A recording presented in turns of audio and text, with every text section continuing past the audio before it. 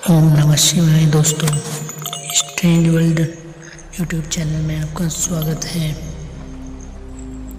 दोस्तों, आज मैं आपको एक सच्ची घटना के बारे में बताने जा रहा हूँ, जो कि मध्य प्रदेश के बुरहानपुर के असीरगढ़ किले में एक व्यक्ति के साथ घटी थी। आगे की घटना मैं उन्हीं व्यक्ति के शब्दों की जुबानी बताना चाहता हूँ। दोस्तों, मेरा नाम पीयूष पाटनी है और मैं मध्य प्रदेश के बुरहानपुर ज़िले का रहने वाला हूँ। आज जो मैं आपको एक सच्ची डरावनी घटना बताने जा रहा हूँ, जिस पर आप शायद यकीन नहीं कर पाएंगे, लेकिन ये मेरे साथ घटी बिल्कुल सत्य घटना है। हमारे यहाँ बुरहानपुर में एक प्राचीन रहस्यमय किला है, जो असीरगढ़ के किले के नाम से जाना जाता है। एक दिन मैं और मेरे दोस्तों ने उस किले में घूमने का प्लान बनाया और हम शाम को 6 बजे वहाँ पहुँचे। हम जब उस किले के द्वार पर पहुँचे तो वहाँ ताला लगा हुआ था, क्योंकि शाम 5 बजे के बाद यह द्वार बंद हो जाता है और कोई भी यहाँ नहीं आता है। उस किले के पास में मैं और मेरे 2 दोस्तों के अलावा कोई नहीं था। हमने सोचा कि इतनी दूर आए बिना किला देखकर जाएंगे तो बहुत दुख होगा। फिर हमने देखा कि गेट के पास में एक दीवार पर से किले के अंदर जाने का थोड़ा सा रास्ता था। हम तीनों उस रास्ते से किले के अंदर चले गए। अब हम किले में घूमने लग गए। वो किला काफ़ी साल पुराना था और हमें यह किला देखकर टीवी में आने वाली सीरियल की याद आ गई। हम यह बातें करते हुए आगे बढ़ रहे थे कि ऐसे घूमते घूमते हम एक बंद अंधेरे हिस्से में जा पहुँचे और 2 मंजिला था। मैं छत पर चढ़ गया और मेरे दोनों मित्र नीचे घूम रहे थे। ऊपर छत पर जब एक अंधेरे कमरे में पहुंचा तो किसी के रोने की आवाज़ सुनाई दी, तो मैं थोड़ा घबरा गया। जब हिम्मत करके आगे बढ़ा तो मेरे सामने एक बूढ़ी औरत कोने में बैठी हो रही थी।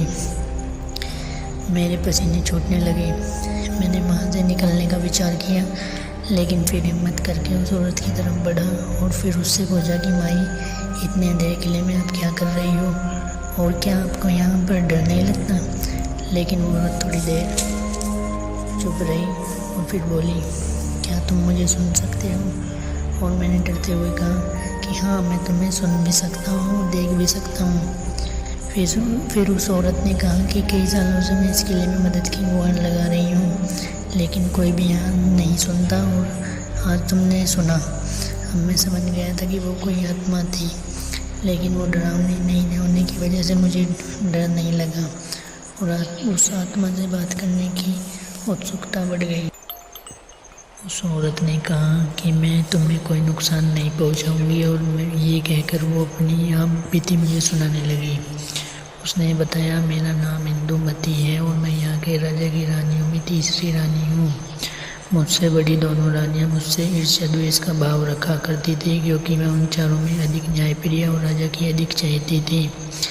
एक दिन उन बड़ी रानियों ने राजा साहब के शिकार पर जाने के बाद मुझे अपने कुछ वफादारों के साथ मिलकर इस कोठरी में कैद कर दिया और उसी शाम मुझे विष दे दिया गया। इस सारी घटना को राजा और प्रजा से छुपा दिया गया और उनके सामने एक झूठी कहानी बता दी गई कि बाग में घूमते हुए सांप ने मुझे काट लिया, जिसके विष से मेरी मौत हो गई।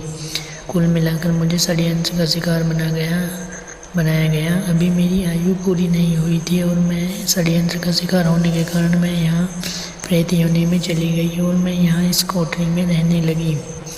आज इतने वर्षों के बाद तुम आए और तुमने मेरी आवाज़ सुनी और मुझ पर विश्वास किया। मैं इसकी बहुत आभारी हूँ। मेरे तो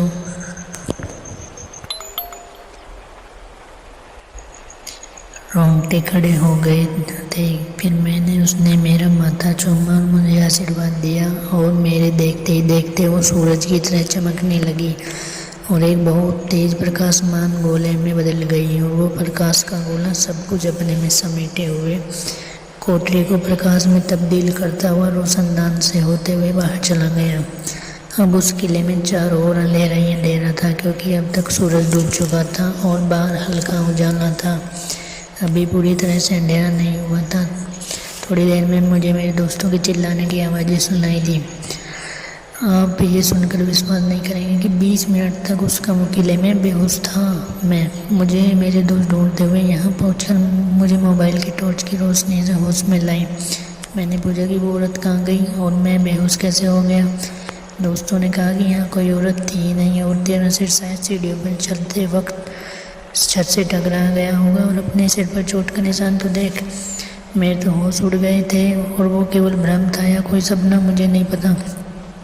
जब मैंने अपने दोस्तों को पूरी बीती बताई तो उनको विश्वास नहीं हुआ। अंधेरा काफ़ी हो चुका था और सहमे हुए हम उस किले से बाहर आए। मित्रों, इस तरह मेरा उस औरत से किले में साक्षात्कार हुआ। ये मेरा भ्रम था या सच्चाई पता नहीं, लेकिन जब भी मैं इस घटना को सोचता हूँ तो किले की उस औरत की तस्वीर मेरे सामने आ जाती है। दोस्तों, अगर आपको ये सच्ची घटना पसंद आई हो तो इसे सब्सक्राइब, लाइक, शेयर करना ना भूलें। मिलते हैं हम अपनी अगली वीडियो में, तब तक